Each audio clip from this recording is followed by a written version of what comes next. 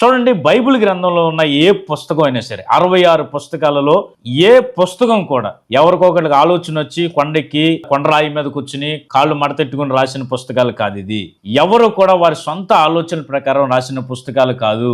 వారి సొంత ఆలోచన ప్రకారం రాసిన ఒక్క అక్షరం కూడా బైబిల్ గ్రంథంలో లేదు. పేతురు రాసిన 2వ పత్రిక 1:21లో దేవుడు స్పష్టంగా మనకు రాసిన మాట ఏంటంటే, ప్రవచనం ఎవరి ఇచ్చను బట్టి వారి మెదడులో ఉన్న ఆలోచన బట్టి రాసింది కాదు, పరిశుద్ధాత్మ యొక్క ప్రేరణ బట్టి రాసింది మాత్రమే.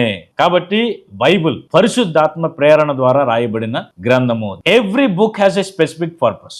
దానికి ఒక కారణం ఉంది. సపోజ్ ఫర్ ఎగ్జాంపుల్, క్రొత్త నిబంధన గ్రంథంలో పౌలు రాసిన ఉత్తరాలు మీరు గమనించండి. They were some immediate responses to some certain questions. కొన్ని ప్రశ్నలకి జవాబులుగా కొన్ని ఉత్తరాలు ఉన్నాయి. కొరింథీ సంఘానికి రాసిన ఉత్తరాలు చూడండి. కొరింథీ సంఘంలో ఉన్న గొడవల గురించి రాసిన ఉత్తరాలు. యోహాను రాసిన పత్రికలు కానీ, గాయుకు రాసిన పత్రిక స్పెసిఫిక్ పర్పస్ అనేది ఉంది. సో సరదాగా రాసిన పుస్తకాలు కాదు ఇది.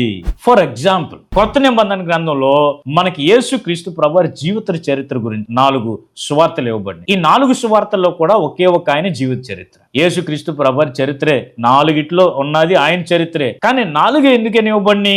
వారు రాసిన పర్పస్ అనేది. ఎవరు రాశారు? మత్తయి, మార్కు, లూకా, జాన్, యోహాన్ 4 రాశారు. ఈ 4 ఎందుకొరకు రాశారు? ద పర్పస్ అనేది మనం అర్థం చేసుకో. 2 books are written for the unbelievers.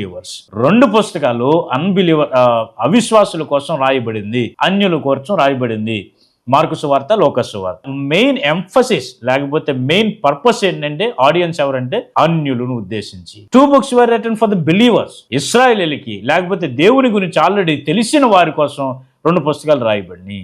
మత్తయి సువార్త, యోహాను సువార్త. ఈ పర్పస్ అనేది మనం అర్థం చేసుకో. మార్కు సువార్తలో మనం చూసేది ఏంటంటే, వాట్ జీసస్ డిడ్.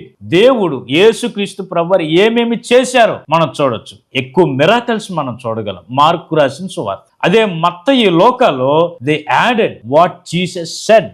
ఆ కార్యాలతో పాటు యేసుక్రీస్తు ప్రభువారు ఏమి చెప్పాడో ఈ రెండిట్లో మనం చూడగలం. అందుకనే మత్తయి సువార్తలో సుదీర్ఘమైన ప్రసంగాలు మనం చూడగలం, లూకా సువార్తలో ఎక్కువ పారబుల్స్ మనం చూడగలం. అయితే యోహాన్ ఏం చెప్పాడంటే, వాట్ జీసస్ వాస్.